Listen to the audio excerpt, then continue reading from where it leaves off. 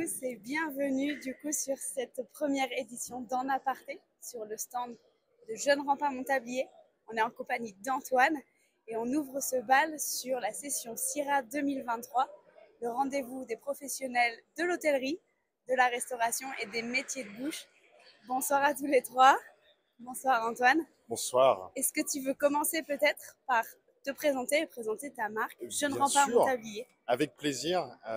C'est un honneur d'être sur le CIRA 2023, notre première. C'est important de le dire. C'est de la joie, que du bonheur. On est très heureux de pouvoir inaugurer les sessions en aparté avec Marion et Bérangère de chez Trafalgar. Alors, JNRPMT, qui veut dire Jeunes Remparts Montablier, c'est une entreprise spécialisée dans la fabrication d'uniformes sur mesure pour l'hôtellerie-restauration. On est spécialisé surtout sur de la fabrication en 100% made in France. Et c'est ce qui va nous différencier. On essaie de faire le plus local possible. Et c'est d'ailleurs ce qui nous relie ce soir, le local, le fait d'être ensemble et de travailler de manière proche, en proximité. Et je pense qu'on va laisser nos invités se présenter. Oui, parfait. On va peut-être effectivement juste recadrer donc En Aparté, un événement qu'on a co-créé donc avec Antoine. On vous donne rendez-vous donc chaque jour sur le stand de Jeunes Remparts Montablier, donc à 17h05, et on a 5 personnalités qui viendront témoigner pour 5 conversations engagées dans la promotion du savoir-faire français, comme tu l'as dit, mais également sur des actions écologiques, environnementales ou également sociétales que nos invités mettent en place dans leurs activités professionnelles au quotidien. Merci en tout cas à toutes les deux d'avoir répondu présent pour ce premier bain, ce premier grand bain d'En Aparté. Nous sommes accompagnés donc de l'entreprise Maison Trafalgar, représentée par les deux cofondatrices, donc Bérangère Wolf et Marion de Rouvroy. Bonjour à toutes les deux. Alors, vous représentez une maison d'écriture haute couture. Quel est du coup le principe de cette maison d'écriture et quel est le lien avec les métiers de l'hôtellerie-restauration?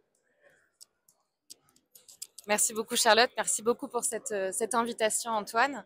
Alors avant de commencer, comme on est des littéraires, il y a une citation de Montesquieu que j'aime beaucoup et qui dit il ne faut pas mettre du vinaigre dans ses écrits, il faut mettre du sel. Donc en fait, qu'il s'agisse des métiers de l'écriture, des métiers de l'hôtellerie-restauration ou des métiers de bouche, je pense qu'on se réunit aujourd'hui sur le fait qu'il ne faut pas perdre le goût de la langue, donc le goût des bons mots. Et c'est vrai qu'aujourd'hui, on est dans un secteur, enfin ce sont des secteurs où il y a beaucoup de mots coquilles. Nous, on est des chasseurs de mots coquilles. On remarque en fait qu'il y a beaucoup de gens qui écrivent pour ne rien dire. Donc nous, on a envie justement de revaloriser justement les belles lettres. Et puis, on en a un peu assez d'entendre que plus personne ne lit. Nous, on pense au contraire qu'il faut justement accompagner le lecteur, lui transmettre des écrits savoureux, goûtus, pour qu'il se régale, des textes habités en somme. Oui, c'est vrai qu'on travaille beaucoup avec le secteur de l'hôtellerie-restauration. On réalise par exemple des portraits iconiques de marques, de lieux, d'établissements. Là, l'idée, c'est de proposer d'incarner dès l'accueil l'établissement. On peut aussi réaliser des portraits de dirigeants, des portraits de chefs, des galeries de portraits de collaborateurs. Ce sont des outils clés notamment pour la marque employeur.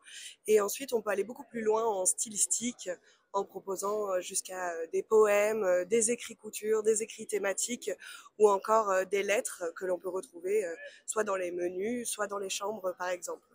Donc nous, on a eu l'occasion de travailler avec de très belles références, notamment comme les Fermes de Marie à Megève. On a fait le portrait iconique pour le groupe Cibuet. On a aussi travaillé avec le Château d'Arches, qui est un grand cru à Sauternes. On a travaillé aussi avec le Ritz. Et on aime aussi travailler avec tous les métiers périphériques. Donc par exemple l'huilerie beaujolaise ou encore Valrhona, le chocolatier Patrick Roger, la maison Janier qui est dans la fromagerie, qui sont aussi des métiers très avides de mots. Complètement.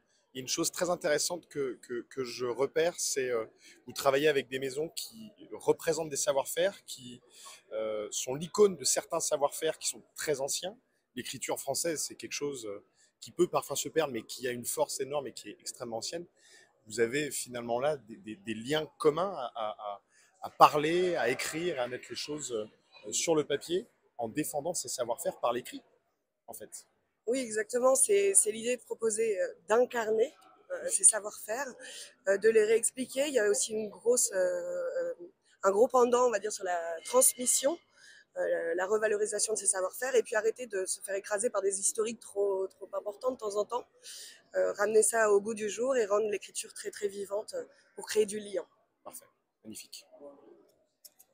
Merci beaucoup à toutes les deux. C'est vrai que pour moi, c'est une vraie découverte, votre métier. Pour autant, on partage des références communes puisque j'ai notamment travaillé auprès des équipes donc Maison Hôtel Sibuet. Donc c'est vrai que on est sur de la haute couture, on est sur quelque chose de très qualitatif, mais c'est vraiment un soupçon ce que vous faites et je trouve ça vraiment remarquable. Donc bravo à toutes les deux. Je me pose une question parce que Maison Trafalgar, pour moi, ça évoque bien sûr une bataille. On sent du coup un esprit très combatif. Est-ce qu'il y a des revendications derrière tout ça? Alors effectivement, notre nom est emprunté à une des plus grandes défaites françaises. Et puis ça me fait aussi penser à la dernière phrase de notre manifeste qui dit « On pourrait en pleurer ou l'on pourrait en rire. Au XXIe siècle, il faut encore écrire ».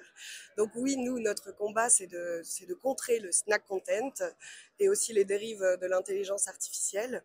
Ça passe aussi par la revalorisation des belles lettres au sein des structures et aussi par l'employabilité des talents littéraires, puisque nous, tous nos portraitistes sont internalisés et en CDI.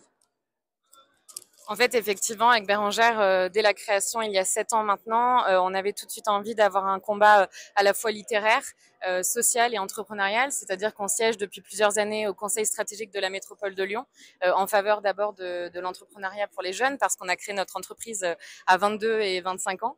Et puis aussi, il y a cette importance de sensibiliser la jeune génération à l'importance des mots. Quand on voit les interrogations sur les fermetures des bacs littéraires, le fait effectivement qu'il y a un avènement de l'image et de la vidéo. Donc on leur ouvre volontiers nos portes pour les sensibiliser à l'importance de l'écrit, puisque c'est aussi l'importance de l'émotion, de l'empathie, de tout ce qui se joue derrière. Et puis le combat social, parce que on travaille certes avec des grandes références, mais aussi avec des toutes petites entreprises qui doivent se faire une place sur le marché. Et du coup, c'est important aussi pour nous d'organiser des concours d'éloquence en maison d'arrêt, de former en fait au pouvoir de l'écriture des publics plus éloignés pour le retour vers l'emploi, des personnes qui sont à RSA longue durée. Donc on fait pas mal de formations à l'écriture aussi avec ces publics. Voilà, c'est tout ça Trafalgar, et pour nous c'est très important de devenir à terme une entreprise à mission.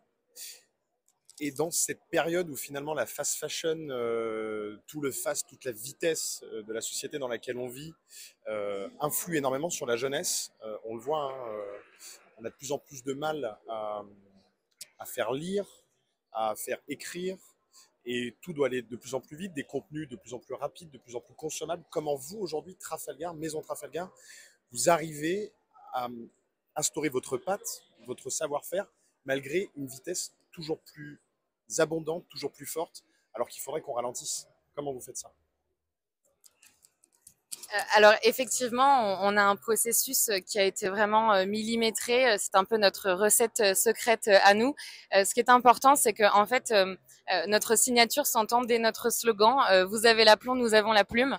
Ça veut dire qu'il faut quand même une dose de courage pour frapper à la porte de la maison Trafalgar et pour se laisser aller à une certaine expérience où en fait, on ne fera pas du beau travail si on n'est pas capable de prendre du temps.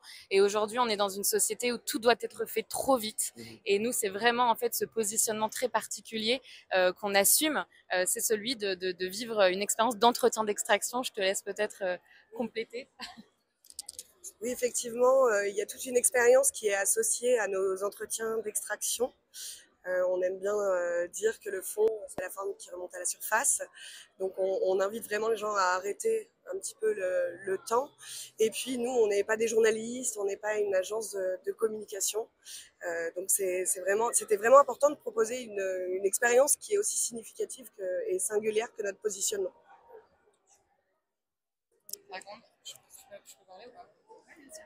Tu as dit le fond, c'est la forme qui remonte à la surface, alors que c'est la forme, c'est le fond qui remonte à la surface.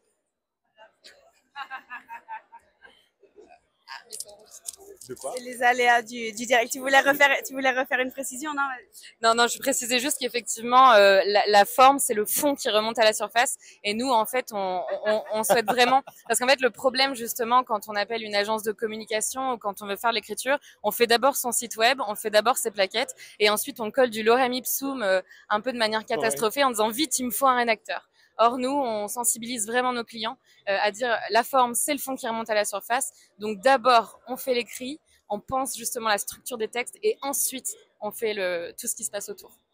Voilà.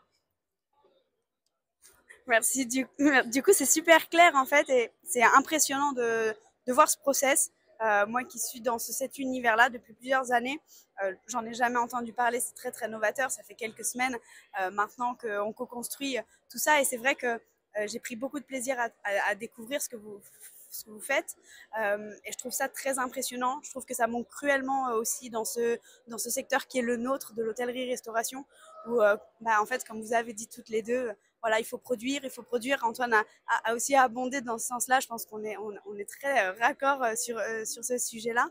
Et donc, c'est vrai que trouver les mots justes, c'est important, surtout pour décrire des histoires qui sont uniques à chaque fois. Et c'est vrai que dans les accompagnements que je peux faire au quotidien, on le voit bien quand on est en immersion chez l'un de nos clients, on voit bien que voilà, il y a un parcours, il y a des identités, il y a les valeurs humaines, on en parle beaucoup. Tout à l'heure, vous avez cité aussi la marque employeur. C'est vrai que c'est un sujet qui est brûlant d'actualité parce qu'on est dans un secteur qui est malheureusement un petit peu en crise. Et de façon positive, je trouve que vous apportez quelque chose, à la fois une puissance et à la fois une légèreté qui donne l'optimisme qu'il y a besoin pour créer aussi des vocations dans nos métiers. Je trouve ça super chouette. Donc, merci à toutes les deux. Je voudrais juste finir, écriture haute couture. La haute couture, je pense que c'est pas anodin. Ce côté du détail, ce côté de ce qui va faire la différence.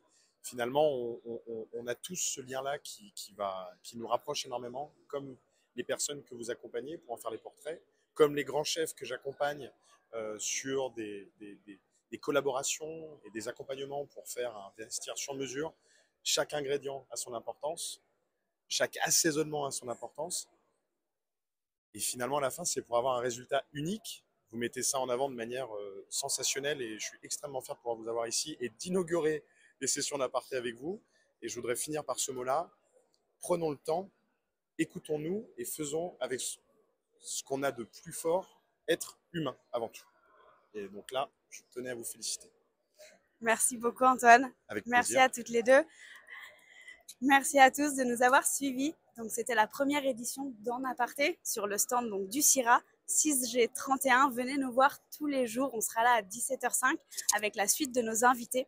Demain, on sera en direct avec Thomas Uriez, le fondateur de 1083, qui notamment a pris le défi de relocaliser la fabrication du jean en France. Et on vous présentera quelques surprises à cette occasion. Donc merci d'avance et je vous dis à demain à 17h05.